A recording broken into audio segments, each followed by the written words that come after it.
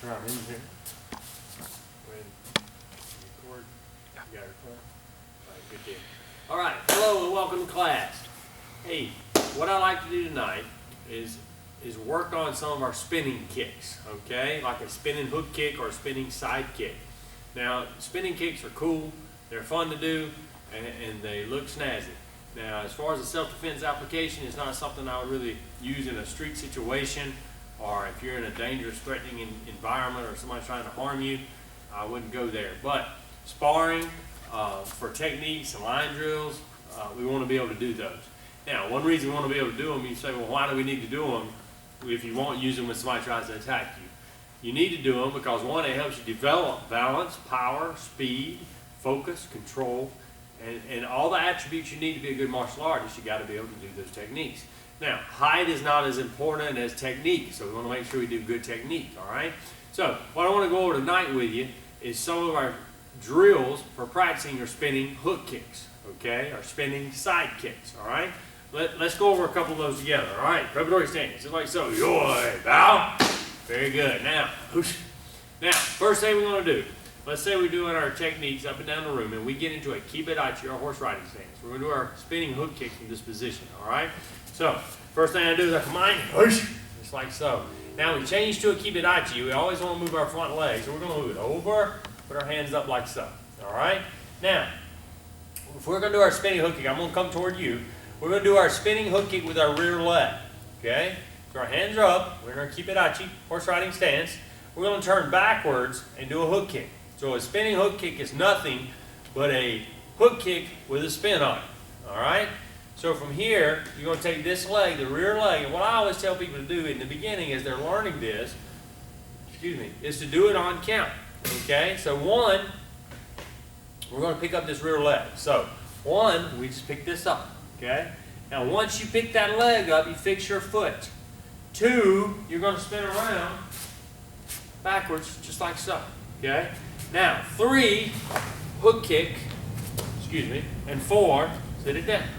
Okay, so practicing your spinning hook kick on count with 4 parts is a great way to practice the technique and understand that it has particular parts you have to do. You can't leave it out. We're not stiff-legging it, we're chambering it, bringing it around, and giving a nice hook kick at the end. Technically, it's supposed to go to the temple, all right? If you can't get that high, you can always go shoulder blades or belt, but you want to complete a nice technique. Let me show you again on count. So from here, rear leg, chamber, okay? Try it again. I'm balance deprived tonight. Chamber, spin, then once I'm here, I'm going to take this leg, hook, and set it down. Now, if we do it a little quicker, you're going to take the rear leg and hook, okay? Now, I went all the way around 360 degrees, which is a great way to practice it. But when you're initially starting out, I wouldn't recommend going all the way around because you may injure your knee. So be very careful. Let me show you how to do it. We're going to do 180, and 180 would be where I want you to be as we're moving up and down the room. Okay? So from here, if I'm in my kibidachi here, turn, kick, set it down. Okay? Kick, set it down. All right? Now, I know sparring, when I was kickboxing a lot, I was actually sparring with a guy. This guy was named Ronnie Weaver. He's from Wilmington, North Carolina. Great, talented martial artist. Had one of the best spinning hook kicks I ever was exposed to. He hit me with it several times. So, and I was wondering how he was doing that. Let me show you what happens. The way I showed you to do that is chamber first. So chamber, kick, and return. He would do that, but sometimes what he would do, he would change it up. And it's kind of the cheater principle. Now the cheater principle in the spinning hook kick is you just turn, pull your feet together, and hook, and then set it down. So that's kind of a cheater principle to get around and do a hook without chambering it on the outside. All right? Let me show you again. So what he did, which I started adapting to because it's a nice way to camouflage your technique and vary the way you throw it so that you can be more likely to obviously hit your target. All right, so from here, you just turn, look at his target. Now look, he's pulled his feet almost together and just turn around. And then from here, nice hook, set it down. So there's two variations I just showed you. So one is the chamber on the outside, and two is the turn, feet together, and hook. Okay, that's the cheater principle. All right, so let me show you those two. And then what I like to do in a minute is I'm gonna get Mr. Steven out here to help me. I'm gonna call out some techniques and let him work on his spinning hook kick, and you can watch him going up and down the room a little bit. He's got a really nice one. All right. So from here, the first one, outside, set there. If you overshoot it, set it over here, just bring it back, put it in your kibidachi, okay? Now the other one, from this position, would be, when we said turn, see your target, kick, set it down, okay? So if I sped that up, from here, here, kick, okay? Let me show you one more time. Turn and kick, and set it down. So I actually did the cheater principle there. It's kind of hard to see, but that's the way it works. So when you got a guy in front of you, he's trying to hit your spinning hook kick. If you change it on the outside, sometimes it's a little more visible. If you change it on the inside, he just spins, keeps it tight. It's a little different, so it's kind of hard to see, okay? You can also intermix that with your spinning side kick, which is straight in, all right? So let me show you the spinning side kick one time. Now, spinning side kick's the same thing as a side kick, just with a spin on it, all right? So your spinning side kick, we take this leg, we chamber. This is chambering on the outside like we talked about earlier, okay? Chamber, spin, and then when you get around here, don't fall. When you get around here, straight out, and set it down, okay? So let me show you the other side. Maybe I can do it without falling, all right? So I chamber here, spin, and kick, and set it down, okay? So now you can do the spinning side kick with the little cheater principle as well, which is where I chamber it on the inside. So it's the same deal. Turn, straight out and down, okay? And it works really well because you keep it in kind of tight, and then it's a little harder to block, okay? So we have our spinning side kick, our spinning hook kick. Now, as a student, you have to remember as you're working on your chamber, on your spinning kicks, the most important part of your spinning kicks is seeing your target. Spin, look, and then do your technique. I always tell people spin, look, and hook. If you're doing a hook, like a spinning hook kick, or spin, look, and stick, you stick it straight in, you're doing your spinning side kick. Now, your spinning side kick, you can angle your foot down a little bit if you'd like to, okay? Now, so that's something you practice at home, your spinning side kick and your spinning hook kick. Now, when you're doing it, you can do it in front of a mirror or in front of a wall, which is either one's fine, and turn and look at your target. Like if I'm using the camera, using you as my target, when I would do it, I would want to turn, see it before I ever kick it, okay? If you don't see it and you throw a kick, it's probably not going to be a good kick. So you got to make sure you turn, look, and then do either the third part of that kick, which you can drive it in, or the hook. So make sure you see your target first, all right? So now, what I like to do, I'm going to get Steven Lasso in here, and I'm going to let him go through some intermediate line drills, and we're going to use the spinning hook kick, and you can watch him do it a little bit, and notice he'll chamber his more of a traditional on the outside chamber, which is fine, and he'll work on that as well, all right? So come on in here, Steven, sure. And I'm going to call out some of these techniques, okay? Ready, you just face this way. We're going to let you go up and down, so you go toward the camera, all right? All right, here we go. Ready? Yoy, get together. Now. Very good. Any fight? Very good. Now, what we're going to do now is go over some of these kind of intermediate level techniques so that you can practice these at home and make sure you're getting better at these techniques, especially the spinning ones, all right? So let's do our front kick from this position. Ready? Hitch. Good. Ready? Knee. Good. Son. Good. KT. All right, so he turns around. Now let's try it again. Front kick. Ready? Hitch. Good. Knee. Good. Son. Good. Now we're going to KT. Ready? KT. Very good. All right, now let's get in our kibidachi. Now, we're going to do our spinning hook kick, okay? Turn, look, and hook. Ready? Hitch. Very good. Notice how he picks it up in the back, and he brings it around nicely and gives me a nice hook on the end there, okay? Let's try it again. Ready? Knee. Very good. And he's just accentuating that for you so you can see how you chamber. KT. Good. Let's do it again. Ready? Hitch. Very good, very good. Ready, knee. Excellent. Ready, son. Good, kitty. Now, if you would, Stephen, speed it up a hair and don't worry so much about emphasizing your chamber, okay? All right, here we go. Spinning hook kick. Ready, heat. Nice, nice. That was much better. You see how he's more smooth in his turn because he didn't emphasize the chamber as much. Now, you still got a chamber, don't get me wrong, but if you don't emphasize it so much, you're less likely to lose your balance, all right? Let's try it again. Ready, son. That was very nice, KT. Good, good. All right, now let's try it again. Spinning hook kick. Ready, heat. Now notice he's flexible enough to get it to the temple high. If you're at home and you're struggling saying, hey, wait, well, I can't get it that high, that's okay. Not everybody can kick that high. And like I said, in a street situation, you don't need to kick that high anyway. So, you know, we would work on kicking lower. But let's do a spinning hook kick lower. KT, Stephen, please. All right, now he's going to do a spinning hook kick. And what I like to do here is he's going to turn and throw it about waist high, so about belt high. So notice his hook is parallel to the floor, and it's about a waist high hook. All right, ready, heat. Very good, very good. Now see, now he's not kicking head high, he's kicking about waist high, but he's still doing all the parts of the kick. The chamber, the spin, the look, the hook, and sit down. He's doing all those, but he's just not doing them head high, he's doing them waist high. Let's try it again. Ready, heat. Very nice, KT. All right, let's try it again. Ready, son. Good, ready, sheet. Very good, KT. So he's just doing it a little lower, but he's practicing the same attributes of the kick. Now, when you're practicing at home, make sure you do those. Y'all ready, Stephen? And ready. Very good. Now, what I like to do, let's go over, you can switch with me, please.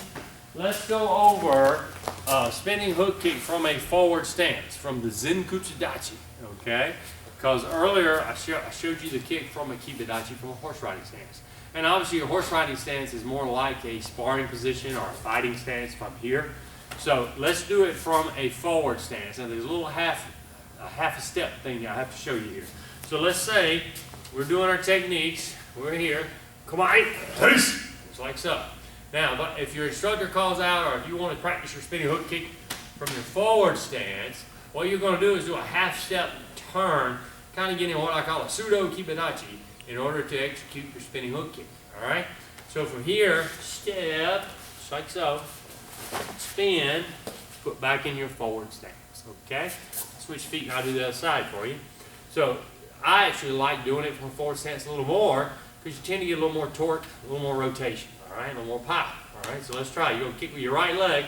So from here, half turn, kick, whoa, set down. Okay, let me show you again so you can see I can do it without bouncing all over the place. All right, so from here, step, kick, and down. All right, so we're taking that half turn. So from here, what you're doing is taking your rear leg, stepping, and I'm not in a deep kibidachi, I'm just more in a natural stance. And then after I turn to here, I hand her so up, kick, and then I go right back into my forward stance, okay? Now, if we were doing a spinning side kick, okay, we would do the same step from a forward stance. So we would turn, same step, straight in, and then back over into your forward, okay? Let me show you with this side. It's funny, everybody's got a right leg and then one that's not right. So they had to work on both. Personally, I got one leg that's stronger than the other, one leg's more accurate than the other, and you have to do different kicks, you know, with appropriate legs sometimes, all right? So from here, turn, pseudo kibidachi, side kick, forward stance, okay? So from forward stance, half step turn, okay? Everybody got it? Perfect. Now, if you got any questions, you can email me at kevinhurricanehudson@gmail.com, which is great. That way I can give you a little feedback. Now, let me show you a little bonus here tonight. Stephen, come on in here. I'm going to show you. If we were sparring, okay, we were in our stance. Make sure we got both of us in the frame. I think we do. Now, if we were sparring, back up here a little bit, please. If we were sparring, how would you use a spinning, let's say spinning side kick? Because that's pretty easy to stick, okay? how would you use a spinning side kick?